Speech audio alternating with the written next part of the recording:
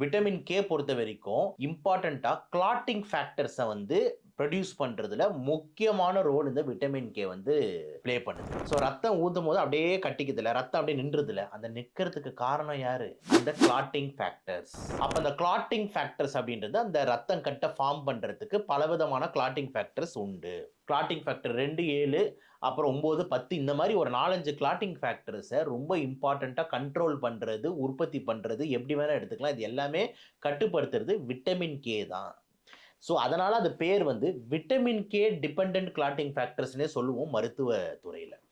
அப்போ vitamin K இல்லைன்னா அந்த 27-9-10 கிடையாது. அப்போ அந்த 27-9-10 கிடையாது அப்படின்ற மாதிரி ஆச்சுன்னா ரத்தம் உறையிறது, ரத்தம் கட்டுறதுன்றது நிற்காது, ரத்தம் உறையிறது அதிகமாகுது. அப்போ ரத்தம் கட்டலை, ரத்தம் உறையுதுன்னா அப்போ ப்ளீடிங் இன்க்ரீஸ் ஆகிட்டே இருக்கும். இங்கே தான் விட்டமின் கே ரொம்ப முக்கியம். அப்போ விட்டமின் கே குறைபாடு ஆகாமல் பார்த்துக்கிறதுக்கான இம்பார்ட்டன்ட் காரணம் எதுக்கு அப்படின்னா ரத்தம் தான், ரத்தம் தான், ரத்தம் தான். இதனால தான் உங்களுக்கு தெரியுதா இப்போ மற்ற விட்டமின்ஸ்க்கும் கேக்கும் என்ன வித்தியாசம்னா இது பிளட்டை கண்ட்ரோல் பண்ணுற, பிளட் கிளாட்டிங்கை கண்ட்ரோல் பண்ணுற, ரத்த கட்டை கண்ட்ரோல் பண்ணுற முக்கியமான விட்டமின் வந்து விட்டமின் கே.